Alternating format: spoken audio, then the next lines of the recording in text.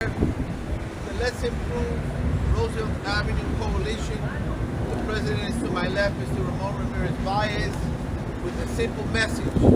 We have been waiting close to 90 days as the initiative was outlined by the mayor of the city of New York, that this area would be cleaned up of the prostitution, the drug sales, and the street gangs. The fact of the matter is,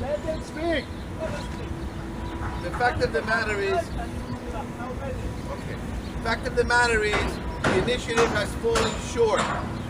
The initiative has fallen short. And the fact remains that we've already identified 14 operating brothels and prostitution locations on the street that both the police department knows about and the general public. We think it's outrageous that this is still occurring with the amount of resources that have been placed here. Perhaps the issue of management is here at the forefront. With that, we sent a letter to the new police commissioner, Commissioner Tisch, outlining our concerns and giving her specific locations yet again. We're releasing a map today. For those of you who don't have it on you, we'll have it within 30 minutes to your emails, that pinpoints exact locations with pictures and video. Today we are releasing a third video of a problem location right here on 82nd Street, 1 block away from the command center that was established here by the NYPD. This is where the operation runs out of. This is the centralized brain trust and the operational command. Right here on the corner on 83rd Street in the evenings, there are streetwalkers. 1 block away on 83rd Street, they are so brazen that they are there in broad daylight. We have video of Christmas Eve, December 24th at 2 p.m.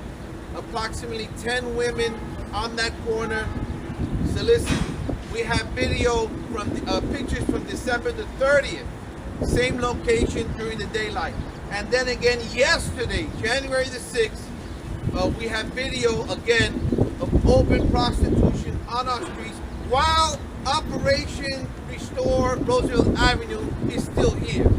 Imagine if we had no Restore Roosevelt Avenue initiative. Thirdly, we are calling upon the police commissioner to obtain padlock orders. Many of these homes of prostitution are reopening because the city didn't do step 2, which was obtain a padlock order signed by a Supreme Court judge here in Queens to ensure that those locations are padlocked and the property owner must pay the fine and speak to the court and explain why they allowed this illegal operation to continue at their location. So we're talking about locations that are already repeat offenders. They're not new locations. They didn't close them down and open up down the block. They're opening up in the same spot. What do our children do? What does our community do if our police fail us? They've done a good job, but they haven't done enough. And if we're hearing from our residents in Elmhurst and Jackson Heights, 83rd Street, 82nd Street, 79th Street, 76th Street in Jackson Heights,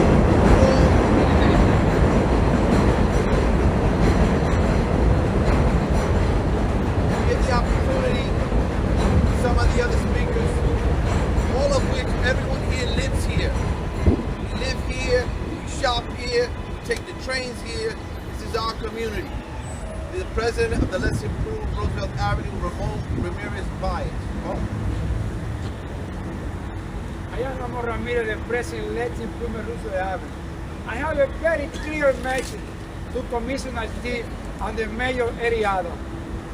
In few days, the plan for return will finish. In few days. Why still open many brothels in the community? Why? For what reason? Still open.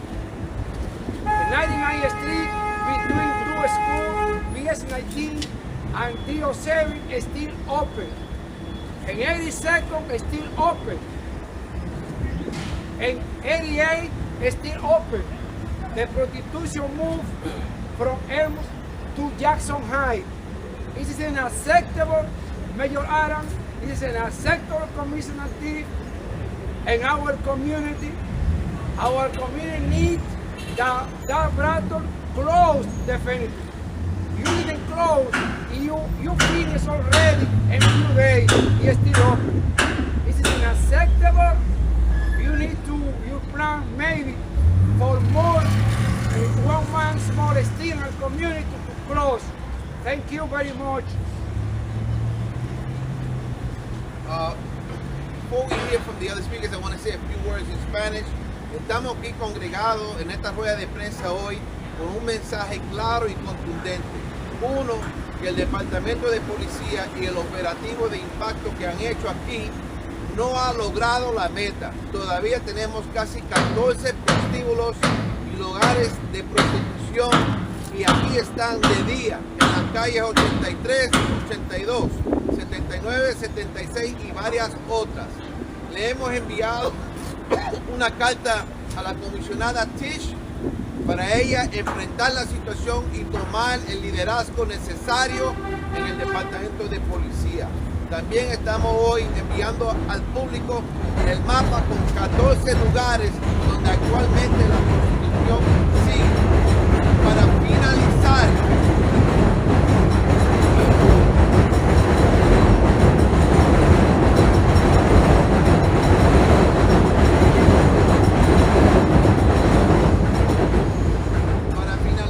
estamos cuestionando y demandando que ahora la nueva comisionada obtenga las órdenes de clausura firmado por un juez en el condado de Queens en la Corte Suprema del Estado de Nueva York.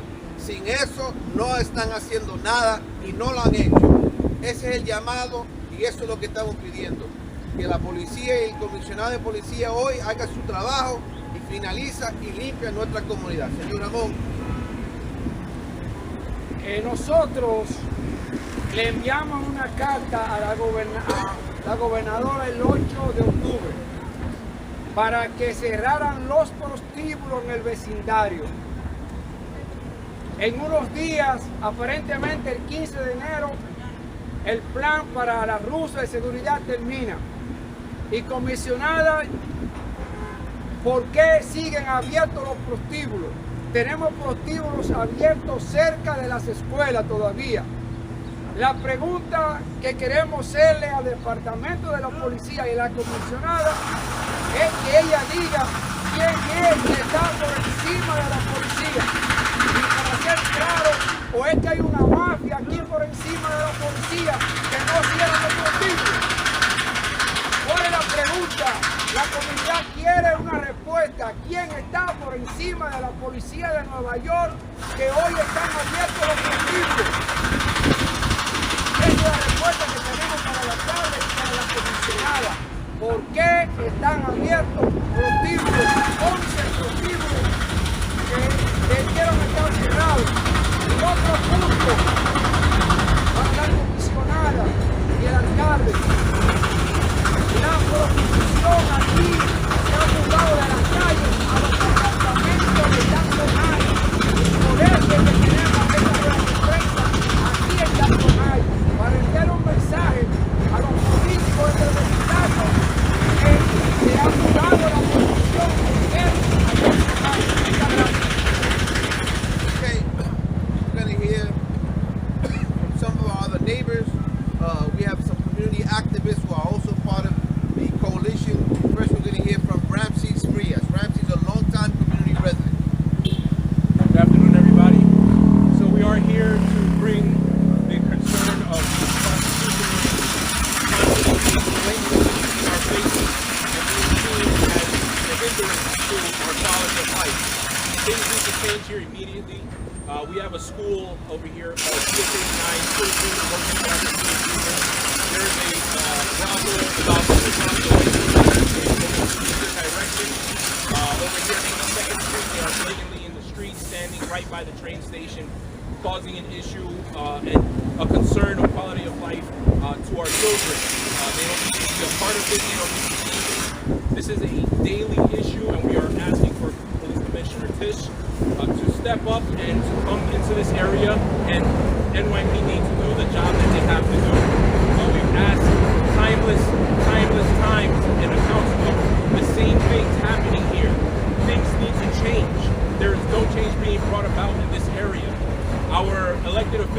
failing us on a regular basis.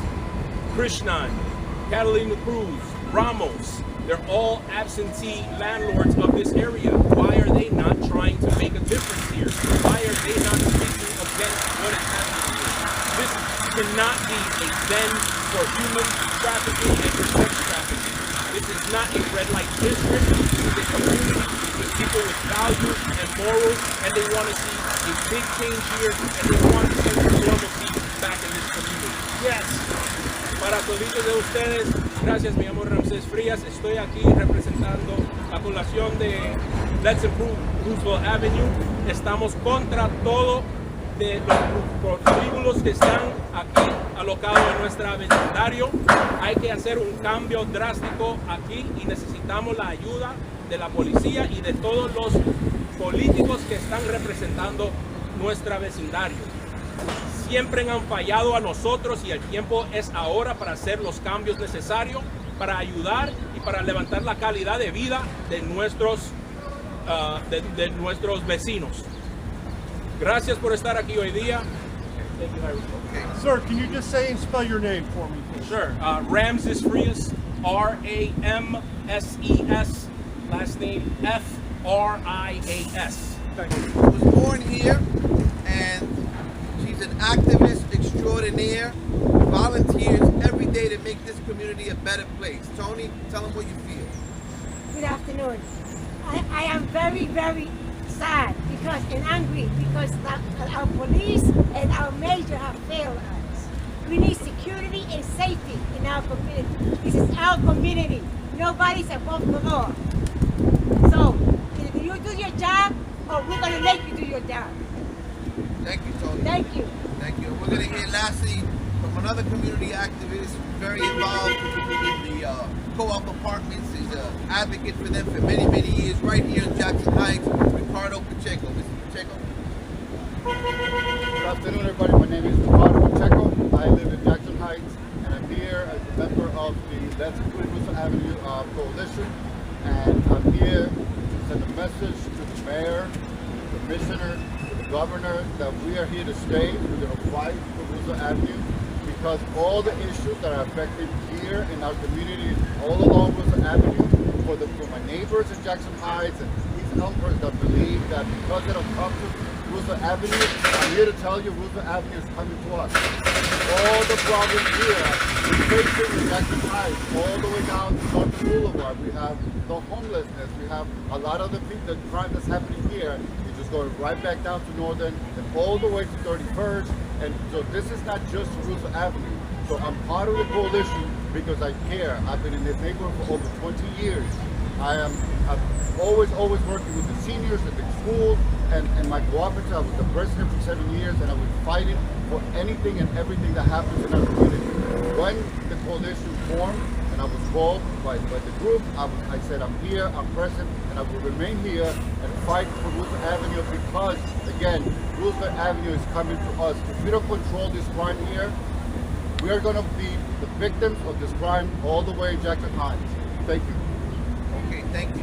We're going to open up to any questions by any members of the media. Yes, ma'am. Right, okay, so do you think the padlocks is just like the final solution here, or do you want to see continuation of police, and for how much longer? Okay, so Roosevelt Avenue is always going to need a little extra care. Always has, always will.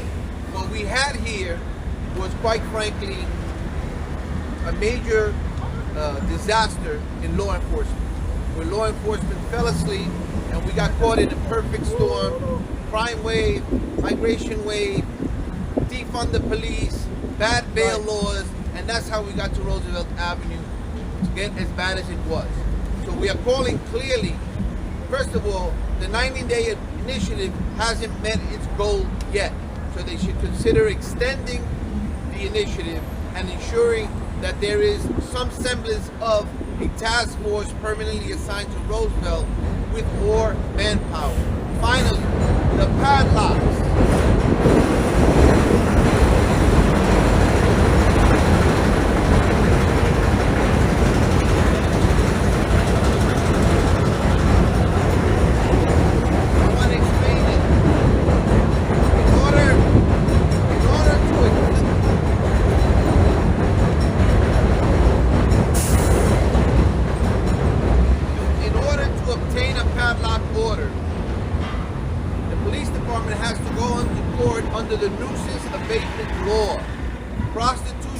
one of the categories where you can obtain such padlock order must be filed by a New York State Supreme Court judge.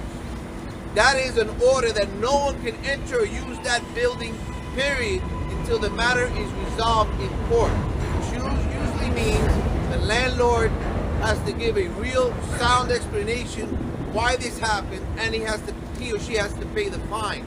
This is the greatest deterrence to the recurrence of these brothels. It also sends a message to every other landlord. If you rent out to an illegal business, there are going to be severe consequences. As of today, they're not feeling that because the department has not filed enough requests for the orders. Any other questions? Yes, sir. Why do you think that the politicians, community-based organizations, and the public in general are not walking on the streets demonstrating? Well, we have had demonstrations. We had 3 rallies. The last one we had about 350 to 400 people at. Also, we also understand that not everyone's going to come to a rally or to a press conference. Unfortunately, there has been a lack of political will to take on the issue for whatever their reasons are. Maybe it's an ideological slant, or maybe it's just that they don't want to engage the issue. There was also some security issues, right? Even Mr. Baez explained to me that on more than one occasion people approached him on the street about his safety because we were talking about shutting down the cartels, the street gangs, the drug dealers, and the prostitution. Those are real issues. And so I don't think that everyone is willing to come up here, but we're here. And we're a voice for the community and for the people who can't stand here, or who are scared, or who will not. But we're here and we're clear. If this doesn't change, there's going to be ramifications. Part of those ramifications we saw recently in a presidential election. Those ramifications are real. Any other questions? We'll take one more question.